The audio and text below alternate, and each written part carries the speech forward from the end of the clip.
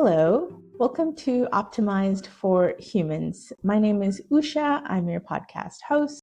I work as an executive coach and consultant, specializing in building human-centric, high-performing organizations. And I'm really interested in this question of how do we optimize organizations to bring out the best of humans and strategically outsource the rest of our work to AI. Today, I'm speaking with Steven Slutsky, who is the VP of Global Total Rewards, HR Operations, and Mergers and Acquisitions at Sophos, a cybersecurity company. He's also a lecturer at Wharton for the CHRO and executive leadership programs, and he specializes in integrating human capital with organization performance. Steven, thank you for joining me today. Thank you, Usha. I'm thrilled to be here. Well, the first question I'd love to explore with you is how do you decide within your organization what work should be done by AI versus humans? So, Usha, there is an overall guiding principle that everybody should use. And that guiding principle is that AI is not an end state, but it is a tool to help companies achieve growth and success. And it's really about business process efficiency. And AI is really, right now, an extension of business process automation and efficiency. So the way that I always recommend that I do in my organization and others is to look at what we do and how we do it within HR especially. And it's a matter of where are the pain points? Where are we doing things that we're doing the same thing in multiple areas? We're doing things that people just hate doing, and we're doing things that could be done differently. And then we look to say, is there a way we could do it better? Can we do it more efficiently? Is it a matter of just changing some pathing or approval matrices, or is there a better way to do it? And that is where we tend to look to see where we can implement AI to take those pain point processes out of the hands of people, use AI to do it, and then everyone can do better things and more strategic things and make sure that we're actually focusing on what matters to people. Yeah, I think that pain point focus is quite an important one. One of the traps I definitely think some organizations might be falling into is this kind of haphazard, let's just implement it kind of approach, where there isn't that kind of reflective moment of let's start with why and what problem we're trying to solve, and then get into where do we kind of automate or optimize. And often it's just let's see what we can do with it, and let's put it in every place. And especially in the HR space, I think there's actually some really meaningful strategic work and empathetic work that should deliberately remain human. That's And right. And I'll tell you, here's one of the biggest issues around that is companies don't have an overall strategy around AI usage other than we need to be better at it. Well, the board says what we need to be doing more. Well, that's not a strategy. That's sort yeah, of a hope.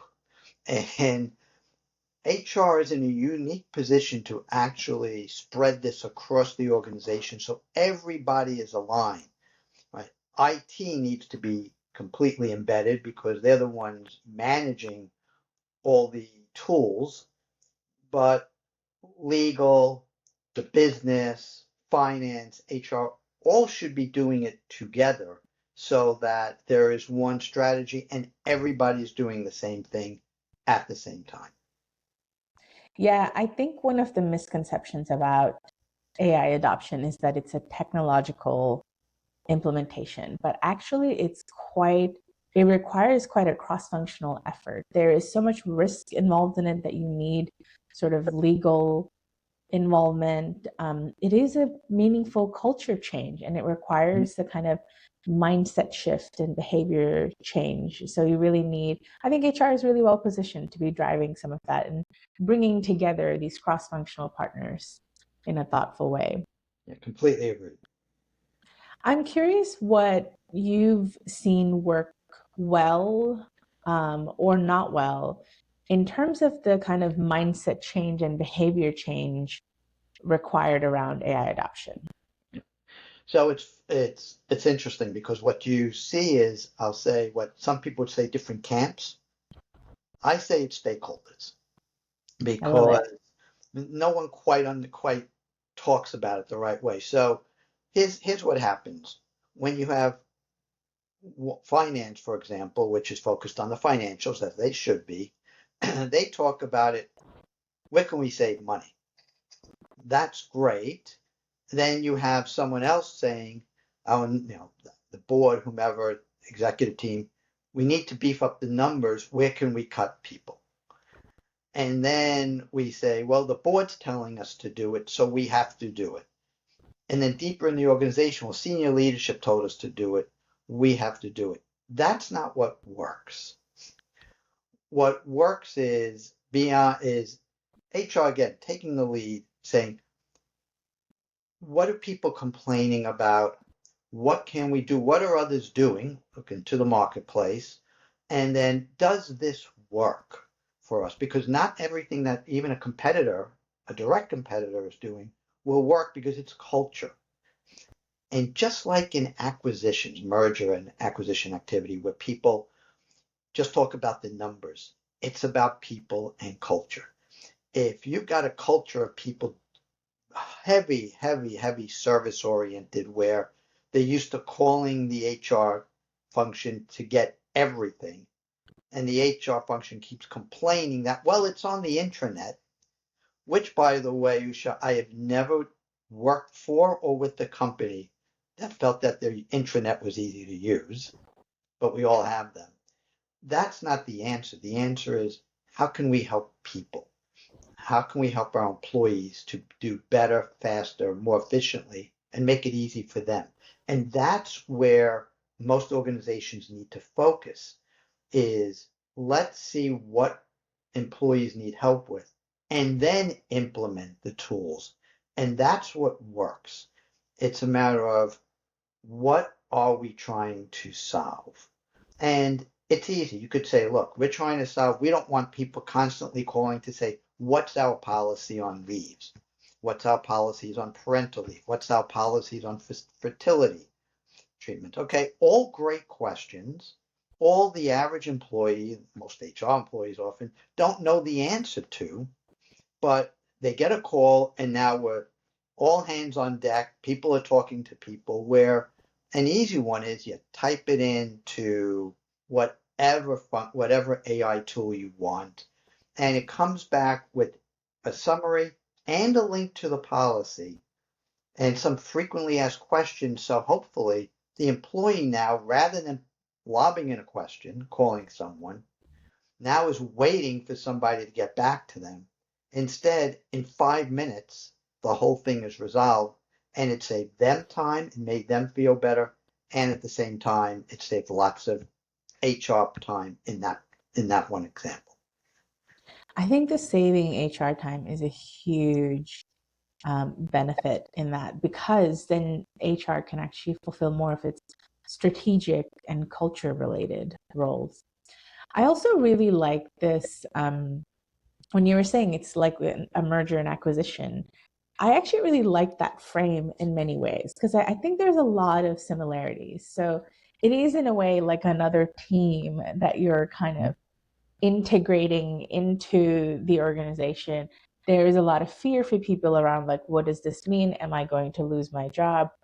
And oftentimes the decision making is at the level of, here are the numbers, here's what, it's very practical, and it's not always detailed in a meaningful way of what is the problem we're trying to solve, what is the work we need to do, how do these parties come together in a meaningful way, what is the culture shift that we are trying to drive. I mean, I suppose a good merger or acquisition does include all of those equations, but often that's not how it goes. So I quite like thinking of this as a bit of a merger or an acquisition. I don't know I don't know enough about the nuances between the two. I guess it's an acquisition because there's no CEO for the AI. It's more that way. That's right. And you're right, Usha. There's a lot of culture change that goes into it. And you have people just like in in corporate development activities, you have a team focused on due diligence and integration. Here you have to have a team. It doesn't mean they're doing it full time, but we have to carve out time for them. It can't just be, well, in your spare time, you're going to focus on it. I'll give you one easy example. If you're going to put your policies up so that you can have AI search and respond with links and summaries and FAQs, somebody has to create that because policies get out of date. Someone has to do FAQs, they have to summarize. All that has to be scrubbed through and reviewed. And that's not, well, in addition to your full time job, you do it. No, we have to carve pieces of a team in and out of it to help with the implementation. And when you don't do that, it just lags and tends to fall apart under its own weight. Yeah. I also think there's something to be said about, like, many kind of industry disrupting changes where something happens that really kind of replaces a whole lot of jobs. Often those things also create a new set of jobs. And I am hopeful that that is a part of this particular equation. I think in the most kind of utopian expression of this, we actually have humans doing what we do best, making decisions, being empathetic, connecting, understanding the customer. And we have all of these kind of redundant pain points resolved by the bots, if you will. And yeah, so there is that. But there is also, I'm curious how you think about, within your own organization, how you approach kind of the cost and efficiency gains when it comes to AI versus growth and innovation, because those seem like two kind of different pain points to solve for, and AI is a tool for both. So it's a matter. So I'm going to soapbox it a little here and jump on it. Okay. Here's where we run into the issue, and this is endemic in almost every company. We don't pay enough attention to developing people. How do we talk to people? We talk to them about, you could be promoted. Would you like to be promoted? Here are the things you need to do to get promoted. Here's what the behaviors you have to show and the specific skill sets you may need. That's not development enough. That just isn't. We don't spend enough time actually talking through people about their development needs and the development desires. Yes, we pay for certifications, and this is all companies, and we pay for training and we pay for classes, but it's not sitting down and truly saying, what do you want? And not just, well, I want to be CEO one day. Well, that's great. Yes, thank you very much. But really, where do you want to develop, and what do we need as an organization for you to develop? And managers are not really equipped. We don't equip managers to do that. So most of them are not, because they're humans, or at least most of them are. And so they're not well equipped. And the AI piece, because it does replicate skill sets that a lot of people have, much as we say it's not an end state to cut costs by cutting people, it does replicate in the software engineering piece. You can use AI to write a lot of code that we used to hire people right out of school for.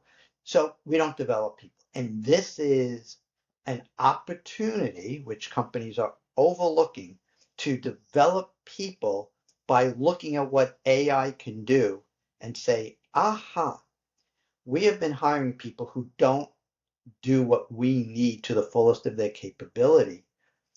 They're just pushing data along from one screen to another. Right? We don't need somebody to go and look into an HRIS system, an HR or whatever finance system, and download information. That's great. AI, let it do that. Let AI even come up with its initial observations from the data. That's fine. But what we need to upskill people to do and develop them is what they always should have been doing, which is looking at the information and then understanding it and its impact on the company's key strategic growth goals and profitability goals, and tactically what it needs to do operationally to get there. And we all should be doing that at every level. And so we as organizations need to do it. Now, we've seen a lot of information in the papers about large reductions in force because of AI. Okay, I am going to say that's a failure in the organization. The first thing they should do is be saying, how can we develop you and upskill you so you can take the outputs from AI and drive the organization forward? Now, most people can do it if they're asked to and they are supported. Okay, not everybody may want to, and AI can't provide nuance. It doesn't understand nuance. Maybe when it achieves the singularity, it will, but we have bigger issues if AI achieves the singularity than just that. So that's where we need to really develop people. And anybody who says we're doing a big reduction in force because AI has put the cart before the horse and missed an incredible opportunity to grow much faster by harnessing the true power of people. That's my soapbox in that issue, and I believe in it fervently, and I implement it fervently. I resonate with that so deeply. When I reflect at my own career, those early roles where you're not necessarily doing something super strategic or super tactical, you are kind of just a cog in the wheel pushing things along. I've learned so much about the context of an organization and kind of like how things operate. There's tremendous learning that's not just about the task at hand. And I think when we remove that opportunity, it is a huge loss. Absolutely. I don't just blame companies. I blame our educational institutions right now. I mean, I know it's fast moving, so I get it, right? And it hit a lot of people very quickly. But when we hear that people are coming out of school, whether they got scholarships or they're put on large amounts of debt, regardless, and they can't get jobs in computer science and software engineering, which was software development, which was right the job to go into. I say to them, they can't get jobs because you've taught them how to code for a couple of years now, and when you've got commercials on TV about systems that can code for you, you've got to pivot and you've got to teach college students. It's not about coding anymore. You have to learn it to understand it. But what you really need to learn is how to fix it, how to look for problems, and then how to take it to the next level. And that's why, and companies are getting rid of people, right, because they're not training them up to do that. And educational institutions are not training and teaching our students how to do that. So I know it's fast moving, and I know sometimes it takes time to catch up, but we have to catch up and we have to do it quickly, or we're going to create too many problems for ourselves that we could have been avoided. That's a really astute point, like with the coding example specifically. And I think that can be extrapolated in quite a few sort of entry level roles where we're teaching people to do the specific thing. It's a very, it's a skill based thing. So whether it's like, you're on the phone on a customer service kind of hub, or you're entry sales level person, or you're coding, or you're an HR analyst, whatever it might be. But actually, I think the skill we need people to acquire at that level is, what's the problem to be solved, and how can you solve it in a multitude of ways? What is your interface with the customer, and how can you understand and create like a great experience for them in such a way that the company continues to grow? So it's almost like empowering every single person in the organization to step into a more kind of um, to be an owner of the purpose of the organization and to be a problem solver in that. Because I think there's so much more that can be created as part of that rather than this kind of just come in, do the thing, and leave, while suddenly there's other means to do the things. And what does that look like? Right. And I will tell you that, interestingly enough, this ties exactly into what's happening in society.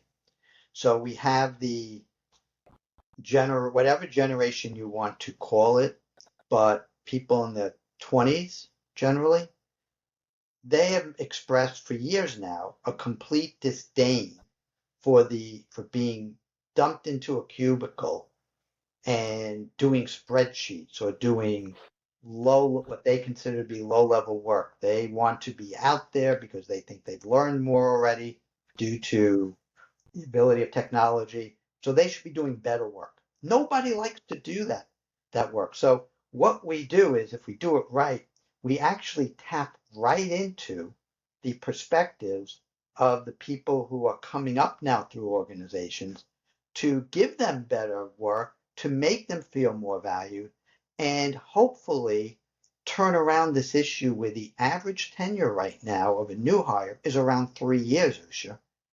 That's ridiculously low.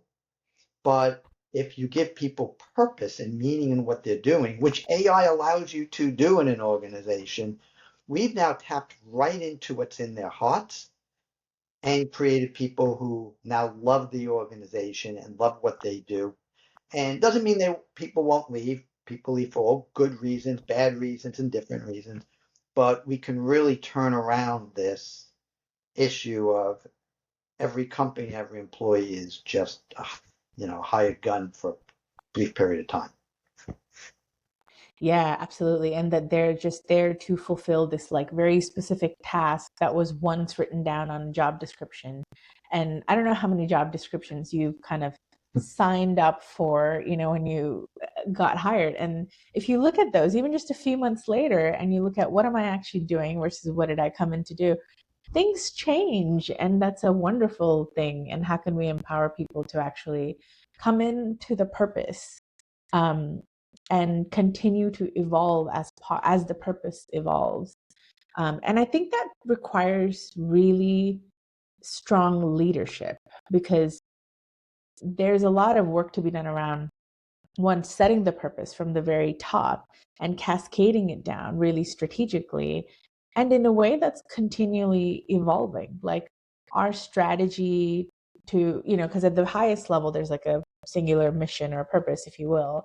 And how we achieve that today might be different from how we achieve that tomorrow. And there's the kind of tight alignment that needs to happen. What have you seen work well around that? Communication is really critical both ways, up and down. Because what happens is, in most organizations, what happens is someone says, we need a purpose statement, we need a mission, we want a mission statement. So someone sits in a room and creates it and says, this is what we are about, usually someone at the senior leadership level. And they do in an all hands conference or call, they put it out there, and managers are supposed to manage that, but it just dies because nobody communicates. Right? And then nobody talks deeper into the organization to say, is this what we're doing? Do you feel this? And so communication is absolutely critical on a regular basis and in a seriously cascading way. That is important. And communication needs to go back up. Hard to do. People don't want to do it. But when we have these goal mission statements, whatever you want to call them, and we say, this is what we're about, and people down below say, not really. It's not what I see. And I need to tell my manager. My manager needs to tell her manager. Her manager needs to, and it needs to go both ways. And companies try to do that with surveys and other sensing. And then what happens? Oh my goodness, this has a low score. Let's put together a SWAT team to figure it out. And they come up with results. And then what happens? Very little or nothing. Right? Well, we'll have a meeting about it, and that's it. And it's not, what are the behaviors that need to occur? What do they have to occur? And who's signing up for it? Well, nobody really. So it needs to go back down, and people need to, and then go back up. And the more communication, the better. Usha, to your point, you cannot communicate around this enough. And communicating means not just telling, but listening. And that to me is the biggest thing that I've always had to fight against, is to get people to actually listen as opposed to just impose and then not really hear. Yeah, and it's interesting too, with engagement surveys and things like that. You're listening for people's experience in the workplace. But I think that's still missing a huge component, which is actually, again, it's that shift from a pair of hands. So the instructions are coming from the top, and I'm just a pair of hands that goes and makes it happen, to actual owners of the purpose that we all share. And how can we actually ensure that we're making and systematizing into how meetings are run and how priorities are set, a dialogue and conversation that's shared, that moves up and down around, are we doing the right things? Are we learning quickly enough? What's our customer saying? Kind of all of these different elements in conversation and parts of the conversation that I think are really crucial, that often get really lost in how we approach things. And see, when we talk about using AI for certain things and opening up for people to do strategic work, rather than reducing headcount in human resources, especially for this, I mean, not the only ones that reduce headcount, every group does, but HR has the ability to take the people who have been doing the work that I have been doing, and by developing them and upskilling them, and then that allows each level up to do better things. We now open up the time and the strategic focus of people to go out there into the organizations and actually sit down and work with managers. HR business partners do that. In many places, they do it well. In others, they're order takers. It all depends on the organization. But it gives us the ability to really turbocharge that and have them sit with managers. How do you run your meetings? Are you doing X? Are you giving employees purpose? Let me sit in on some meetings, or let me give you some training or some ideas, and then go back to them, right? We're great at everyone's great at throwing things out there by email. And then there's no follow up. Do you need help in understanding, how to do it? And are you doing it? And do you need additional support? We don't do that because through cuts and in today's environment, companies are talking about growing without growing headcount. Well, who's doing all this key work to make sure that you are growing and you're going to continue growing, as opposed to short-term success? And that's what AI can allow you to do it the right way, if you have a strategy around it when you do it, rather than just say, oh, great, our HR coordinators have nothing to do now, so we can get rid of them. That's just the wrong answer. Yeah, absolutely. And I think that actually goes for not just HR, but legal and other internal functions as well. Of what does it mean to like partner with the business proactively and in a way that you're actually making changes upstream and not just dealing with consequences downstream. Right. Yeah. Yeah, you talk, and legal's an easy example, right? In your commercial contracting group. Right? Now, just think if you've got a corporate lawyer in-house who now no longer has to read every word of the contract multiple times to see where it differs and where the issues are, when you've got AI trained to look for these key things. It doesn't mean you don't read it at all, but you don't have to read it multiple times. You spend a lot less time. You know what to focus on. And that gives you more time to talk to the business about why we do these things, why they're important, and how can we structure our deals.